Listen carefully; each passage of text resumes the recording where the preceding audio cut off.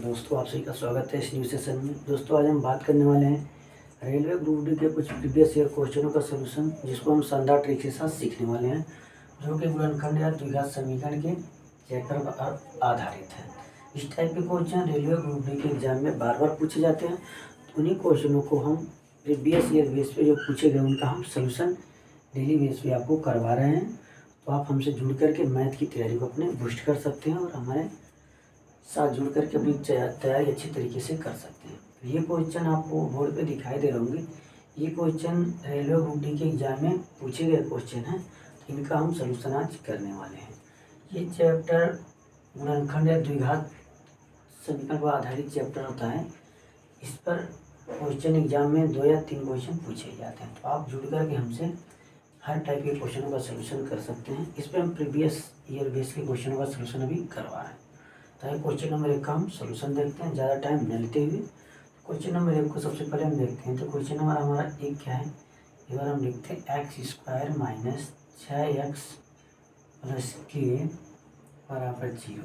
यानी हमें एक समीकरण दे रखा है। समीकरण x² minus 6x plus k बराबर 0 के मूलों में से एक मूल x बराबर 2 हो तो दूसरा मूल क्या होगा। यानी आपसे कह रहा है क्वेश्चन, आपको एक द्विघात समीकरण दे रखा है, उसका एक मूल आपको दे रखा है 2, यानी x बराबर 2 दे रखा है। तो कह रहा है कि दूसरा मूल बताइए। ठीक है, यानी इस समीकरण का हमें एक मूल दे रखा है और आपसे दूसरा मूल पूछ रहा है। ठीक है, तो जब हमको एक मूल दिया रहेगा और दूसरा मूल हमें ज्ञात करना होगा, तो कैसे हम पता करेंगे। आज हम बहुत ही शानदार तरीके से एकदम ट्रिक कॉन्सेप्ट से सीखेंगे कि 10 सेकंड में कैसे क्वेश्चन को हम लगाते हैं। देखिए, इस क्वेश्चन का सोल्यूशन हम आसान तरीके से करने जा रहे हैं। तो हमें क्या दे रखा है, एक मूल क्या दे रखा है 2। तो आपको क्या दे रखा है, एक मूल आपको दे रखा है, x बराबर कितना दे रखा है 2, ये दे रखा है आपको। ठीक है, और दूसरा मूल हमसे ज्ञात करना। तो मान लो आप दोनों मूल मान लो आप मूल क्या है, अल्फा का मान बीटा है। ठीक है, तो मान लो अल्फा और आपको दे दिया 2। ठीक है, यानी मान लो अल्फा और आपको 2 दे दिए, एक मूल दिया है। कह रहे एक मूल क्या है 2 है, एक मूल हमने मान लिया 2, यानी अल्फा बराबर 2। तो हमें बीटा का मान ज्ञात करना है, दूसरा मूल हमें बताना है।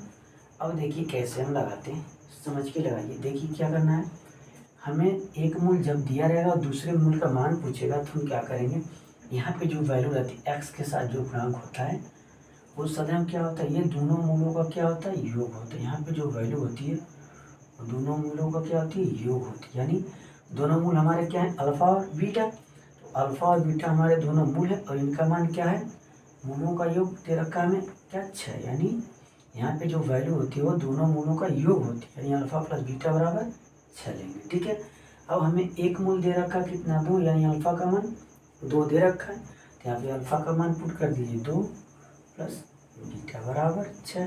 तो बीटा का मान ज्ञात करना है, 2 को उधर भेजेंगे, 6 माइनस 2 यानी 4 हमारा इस क्वेश्चन का आंसर हो गया। यानी बीटा बराबर 4, यही हमारा क्या होगा इस क्वेश्चन का आंसर होगा। ठीक है, तो हमें दूसरा मूल ज्ञात करना था, हमें एक मूल दिया था, दूसरा मूल ज्ञात करना था। तो हमने मान लिया मूल अल्फा और बीटा है।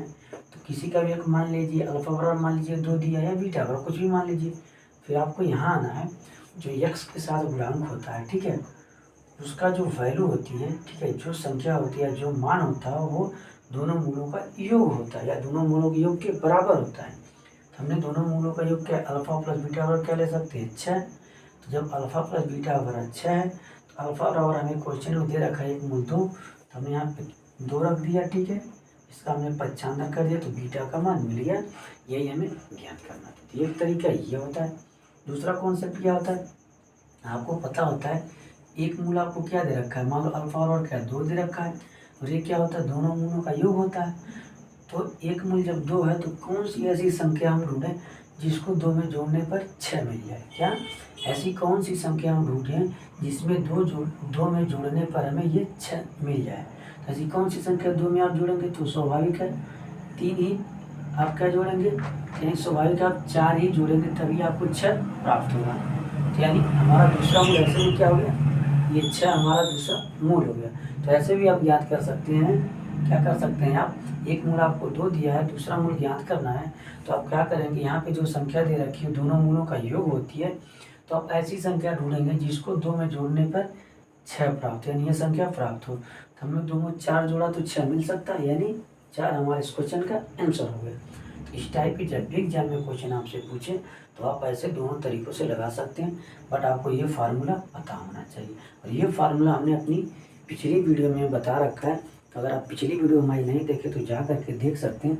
उसमें हमने सारे बेसिक कॉन्सेप्ट आपको क्लियर कर दिए हैं कि क्या फार्मूले होते हैं इस टाइप के क्वेश्चनों के लगाने का।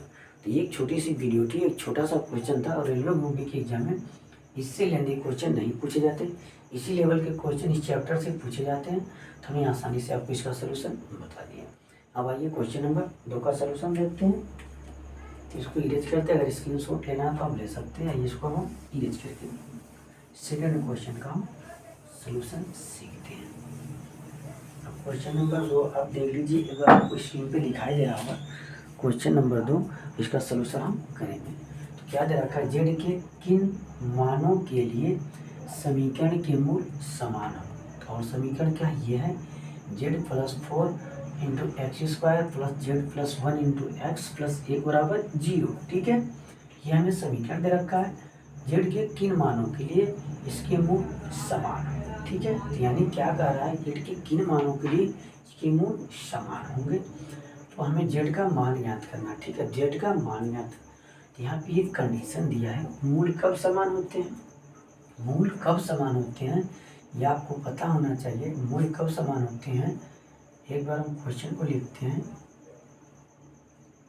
Z plus 1 into x plus 1 बराबर 0। मूल कब समान होते हैं आपको पता होगा, जब डी बराबर क्या होता है 0 के, यानी डी बराबर 0 के होता है तो मूल समान होते हैं।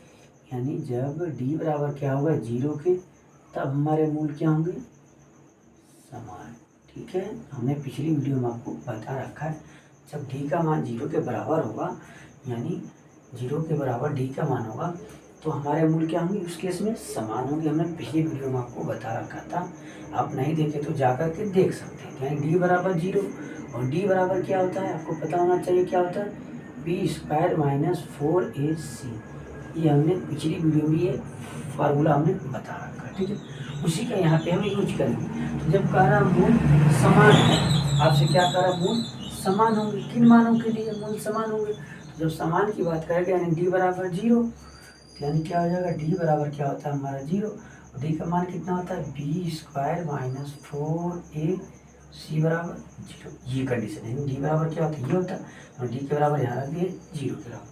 अब यहीं पे इस समीकरण से हम वैल्यू पुट करेंगे और आंसर प्राप्त करेंगे। तो देखिए यहाँ पे बी का मान क्या होता है, मैंने पहले भी आपको बता रखा है कि जो एक्स स्क्वायर का गुणांक होता है ये होता है ए, और यहाँ पे जो वैल्यू होती है वो होती है वी, और यहाँ पे जो वैल्यू होती है वो होती है सी। हमने पिछली वीडियो में आपको बार बार बताता हूँ कि एक्स स्क्वायर के साथ जो वैल्यू होगी वो ए होगी, और जो केवल एक्स के साथ गुणा में होगी वो बी होगा, और जिसके साथ एक्स नहीं होगा वो सी होगा, यानी ए बी सी। ठीक है, तो यानी ए का मान कितना है जेड प्लस 4, बी का मान जेड प्लस 1 और सी का मान 1। तो यहाँ पे पुट करिए वैल्यू, बी का मान आपको क्या मिला जेड प्लस 1, तो यहाँ पर हो जाएगा जेड प्लस 1 का वर्ग माइनस 4 गुणे ए का मान क्या है, ये हमारा जेड प्लस 4 इंटू सी का मान क्या है 1, तो 1 बराबर 0। ठीक है, यहाँ तक आप समझ गए। भैया अब आगे सोल्व करते तो क्या बन रहा है, ए प्लस बी का होल स्क्वायर बन गया, तो क्या होता है A square plus B square plus 2ab minus उसका मल्टीप्लाई करिए 4z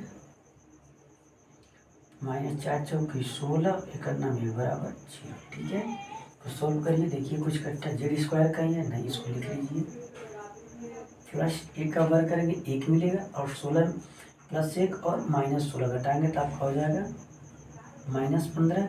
इसको हम वहाँ लिखेंगे, यहाँ पे 2z हो जाएगा आपका, और आपका ये हो जाएगा 4z, और इसमें से आप घटा लेंगे प्लस 1 को तो माइनस बराबर 0। ठीक है, यहाँ तक कोई दिक्कत नहीं होगी। अब देखिए हम कहते हैं जेड स्क्वायर प्लस 2z और 4z, तो घटेगा आपस में, बचेगा यहाँ पे माइनस 2z।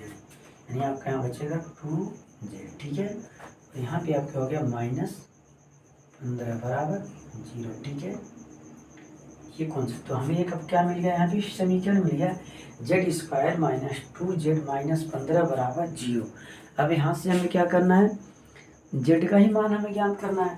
तो हमने आपको बता रखा बहुत बेहतरीन तरीके से कि जब भी आप ऐसा द्विघात समीकरण आपको मिल जाएगा, इसको सोल्व करेंगे हम, z²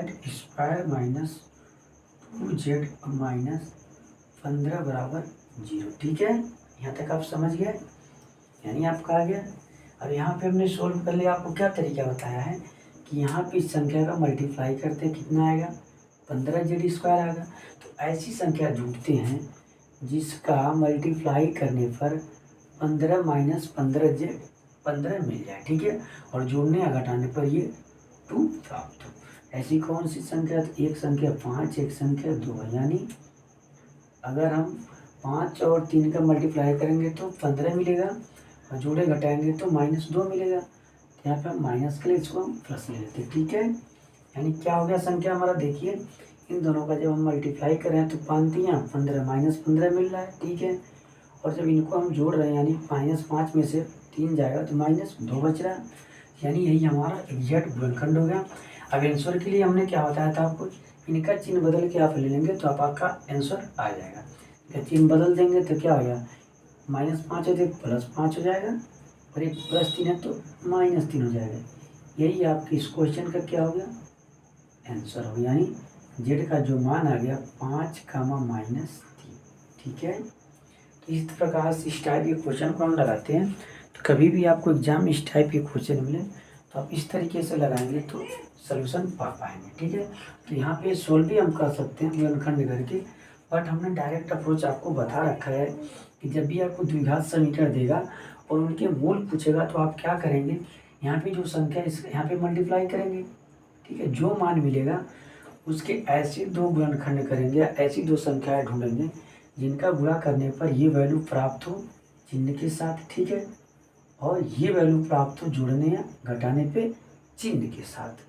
तो हमने देखा यहाँ पे हमारा हो रहा -5 और -3 ले रहे हैं, जिनका जब मल्टीप्लाई करा रहे हैं तो 5 तियाँ 15 और माइनस प्लस का -15, यानी -15 मिल गया। फिर दूसरा केस क्या है, इनको जोड़े या घटाएं तो -2 मिले, तो -5 में से 3 जब हम घटाएंगे तो कितना बचेगा, -2 बचेगा। वही हमारा 2 चाहिए भी, ठीक है। यानी उस संख्या गुणा करने पे ये मिल रहा है और जोड़ने या घटाने पर ये वैल्यू मिल रही है। तो यानी हमारा यही ये 2 संख्या इसके गुणनखंड है। अब आंसर के लिए आपको यहीं पे नहीं करना, बस इनका चिन्ह बदल के आप ले लेंगे, वही आपका आंसर हो जाएगा। वही इसके मूल हो जाएंगे समीकरण के, वही समीकरण के मूल हो जाएंगे, वही जेड के मान हो जाएंगे। हमने यहाँ पे चिन्ह बदल दिया, -5 था तो +5 और +3 था तो -3, ये आपका आंसर हो गया। तो कभी भी आप सोल्व करें तो सावधानी से करें, और जब आप प्रैक्टिस करेंगे तो इस टाइप के क्वेश्चन आपको आसान लगने लगेंगे। एग्जाम में जब भी आएंगे आप लगा पाएंगे। तो ये प्रीवियस ईयर क्वेश्चन था, 2022 में पूछा गया क्वेश्चन है, इसका मैं सलूशन आपको बताया। तो इसके लिए कुछ फार्मूले होते हैं जो हमने पिछली वीडियो में बता रखा है, ये फार्मूला और ये कंडीशन, ठीक है, आपको पता होना चाहिए। और कुछ बेसिक अलजेब्रा के जैसे यहाँ पे यूज हो गया फार्मूला a+b का, वो चीज़ें पता होना चाहिए, तो आप आसानी से इस टाइप के क्वेश्चन को सलूशन कर पाएंगे, ठीक है। तो ये था आज का कॉन्सेप्ट। इस टाइप के क्वेश्चन अगर आगे मिलेंगे तो आशा करता हूँ आपसे गलत नहीं होंगे और एग्जाम में आप आसानी से कर पाएंगे। तो मिलेंगे नेक्स्ट वीडियो में नए क्वेश्चनों के साथ और नए ट्रिक के साथ। तब तक के लिए धन्यवाद। तो इसका स्क्रीनशॉट लेना है तो ले सकते हैं, और अगर वीडियो अच्छी लगती है लाइक कर सकते हैं, शेयर कर सकते हैं। आप हमसे मैथ के लिए डेली बेस पे जुड़ सकते हैं। तो मिलेंगे नेक्स्ट वीडियो में, धन्यवाद।